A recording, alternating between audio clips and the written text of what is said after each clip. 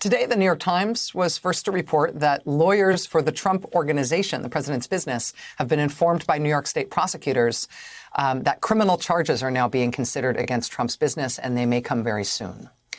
You will recall that Trump University was pursued as a criminal fraud scheme by New York prosecutors. Trump University was ultimately shut down, and Trump had to pay $25 million to settle that matter. Then it was the Trump Foundation, Trump's fake charity, that was pursued also as a fraud scheme. It, too, was shut down by New York prosecutors, and Trump was forced to pay millions of dollars.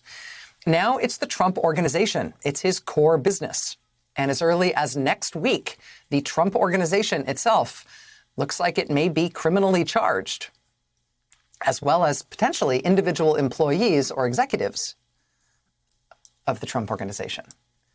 Now, whether or not the former president ever faces potential criminal charges himself in this matter, and there's no sign of that at this point, what this nevertheless represents is the very real prospect that the former president will be forced out of business with criminal charges that could come as soon as next week. And think about how that arrives right now. Think about the sort of mindset that may be at play here, right? So this word that the Trump Organization's lawyers actually met with prosecutors yesterday. As Trump Organization lawyers are trying to talk them out of filing these criminal charges, prosecutors apparently made it known to them that criminal charges are likely and soon, in a matter of days.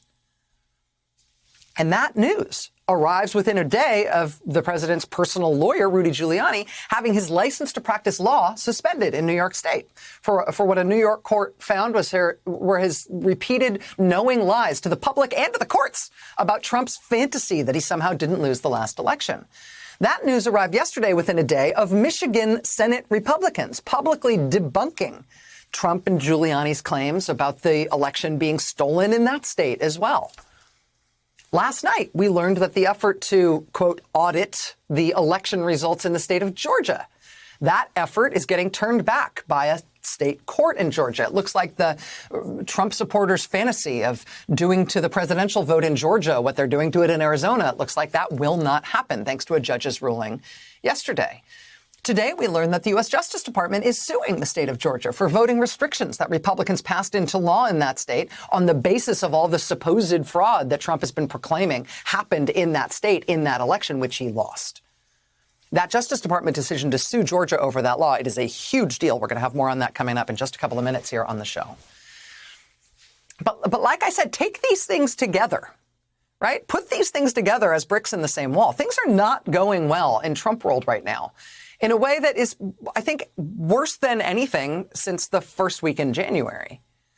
I mean, from the Trump campaign criminal bribery trial in that New York courtroom this week, which is turning into a little reunion of former Trump officials appearing as witnesses for the prosecution, to the brick walls that Trump is starting to hit with his election fraud fantasy about him somehow being reinstated as president.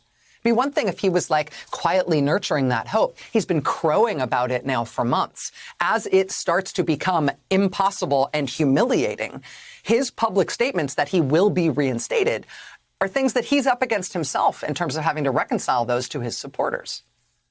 Ever heard him say like, oh, I was wrong. Turns out that's not going to happen. Really?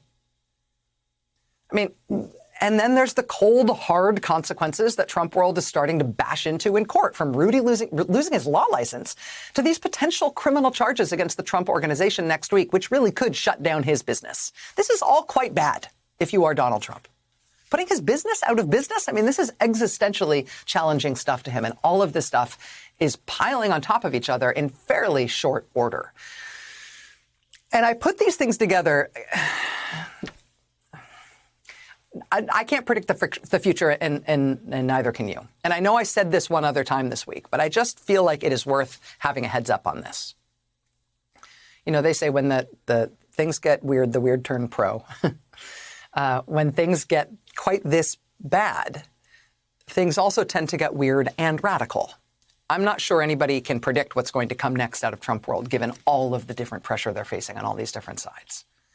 We do know that former President Trump is planning some kind of political rally in Lorain County, Ohio tomorrow. We do know that another one of these crazy election conspiracy theory movies is going to be released this weekend.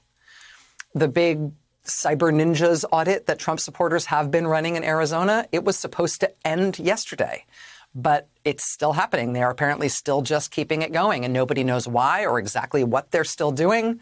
Even as Trump and his supporters proclaim that the result of that will be that the vote is decertified and he's reinstated as president. They said on their own terms that they would be done in April. Then they said they'd be done yesterday. They're not done. They're still doing something, and nobody knows what. None of this is good. But with this much pressure on Trump world right now, I do sort of think that anything's possible. I am hoping for a very boring weekend. I always am. But heads up.